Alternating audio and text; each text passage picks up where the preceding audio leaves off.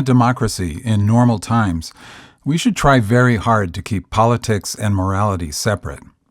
No matter how much we may argue with someone's political choices, we should avoid judging those choices as morally wrong, because that way lies intolerance, the opposite of the core small d democratic value of freedom of thought. But this is not a normal time. We have come up against a limit. If you believe that democracy itself is morally good, you can't help but believe that an attempt to end it is morally wrong. I'm guessing that most of the people listening to this hold that belief, as I do. But what do we say to people we know and people we care about who plan to vote for Donald Trump? If we believe in democracy, I believe we have a responsibility not only to vote for it, but to speak up for it, including to family and friends, despite how hard that might be. That doesn't mean berating or insulting them. It can be done quietly and respectfully. In my own view, it's a mark of respect and even love to give people the whole truth about what we believe. So I've written an appeal to a Trump-supporting friend, imploring them, before it's too late, not to make a mistake I believe they'll regret for the rest of their life. I hope it might be useful for you, however you plan to vote. Here it is. Dear friend, I know you believe sincerely that in voting for Trump, you're doing the right thing. But I hope that before you do it, if only as a favor to me, you'll think about the following with an open mind. And I hope you know me well enough to know I don't say any of it lightly. In the coming election, we aren't just voting for a Democrat or a Republican. We're voting for or against democracy. It's not just me saying that, or my fellow Democrats. It's also an unprecedented number of respected Republicans who have joined Democrats and independents in defense of democracy. They believe, like I do, that if you believe in democracy, you can't vote for Donald Trump. This is a time for choosing, as Ronald Reagan said about another time. Many of Reagan's former senior staff recognize it. They recently issued a statement announcing their rejection of Trump and their plan to do what they would never do in normal times: vote Democratic. Because this time, that means voting to preserve democracy. The Reagan veterans wrote, President Ronald Reagan famously spoke about a time for choosing. While he is not here to experience the current moment, we who worked for him in the White House, in the administration, in campaigns, and on his personal staff know he would join us in supporting the Harris-Walz ticket. The time for choosing we face today is a choice between integrity and demagoguery. Our votes in this election are less about supporting the Democratic Party and more about our resounding support for democracy. The Reagan veterans are joined by hundreds more from the administrations and campaigns of George H.W. Bush, John McCain, and George W. Bush. It's known that George W. doesn't support Trump, although he's remaining quiet. But his vice president, Dick Cheney, is not. In a statement, Cheney said, In our nation's 248-year history, there has never been an individual who is a greater threat to our republic than Donald Trump. He tried to steal the last election using lies and violence to keep himself in power after the voters had rejected him. He can never be trusted with power again.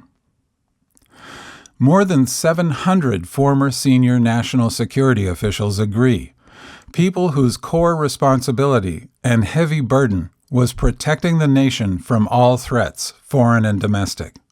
They too see this as a time for choosing. They stated, This election is a choice between serious leadership and vengeful impulsiveness. It is a choice between democracy and authoritarianism. The choice is seen similarly by senior members of Trump's own administration. They include his Chief of Staff, General John Kelly, his Secretary of Defense, Mark Esper, his National Security Advisor, John Bolton, his Chairman of the Joint Chiefs of Staff, General Mark Milley, and his Vice President, Mike Pence, who has said he, quote, cannot in good conscience vote for Trump. Pence says he objects to Trump betraying the principles of conservatism, and he objects to Trump's attempt to subvert the will of the people during the January 6th insurrection. General Kelly is more blunt. He has told friends that Trump is, quote, the most flawed person I have ever met in my life. He has publicly described Trump's dishonesty as, quote, just astounding to me. He has exposed Trump's belittling of wounded and slain veterans, whom Trump described to Kelly as, quote, suckers and losers.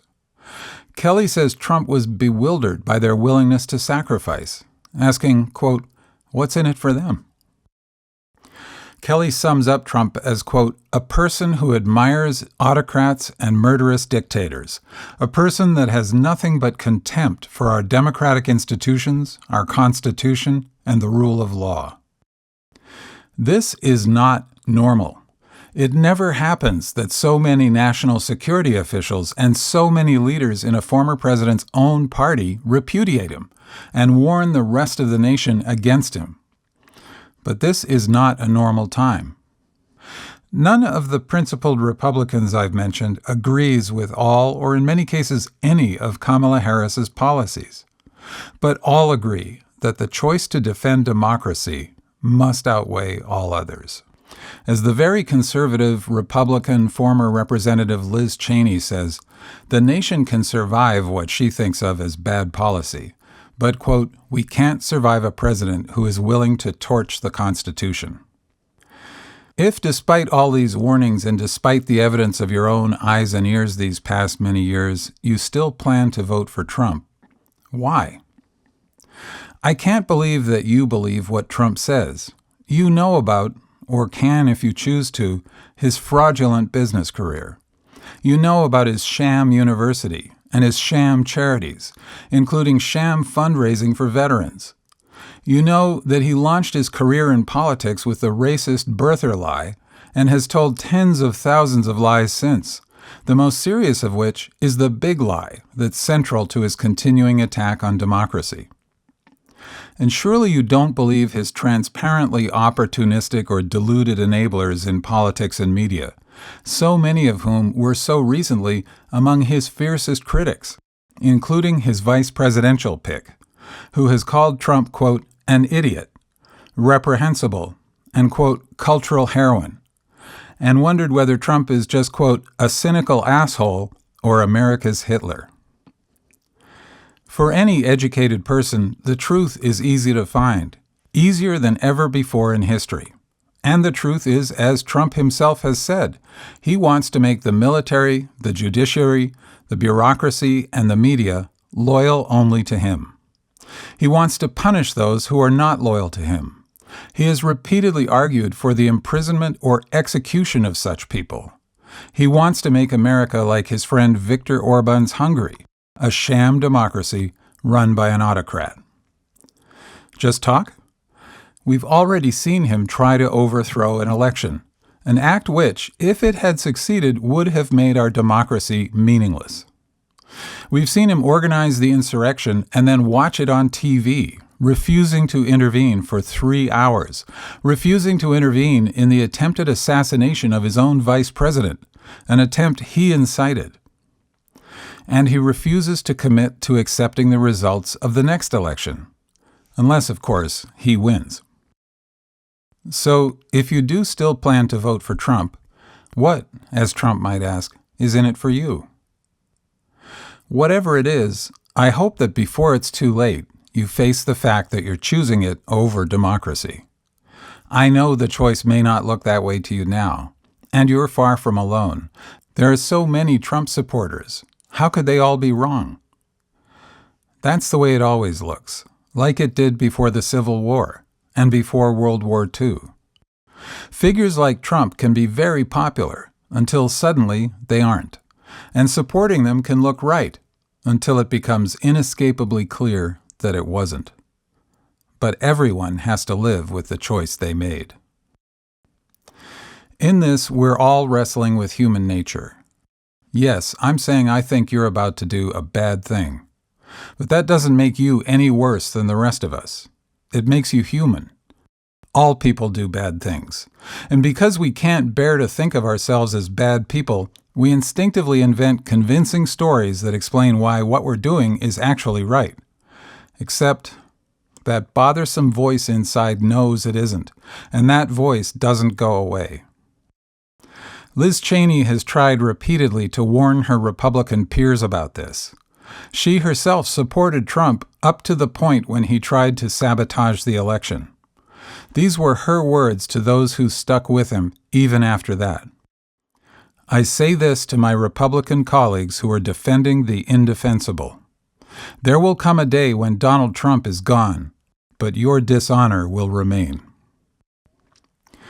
Liz Cheney is unpopular in today's Republican Party, but she's brave and she's right. And she will have a much easier time living with her choice than will those who make the other one.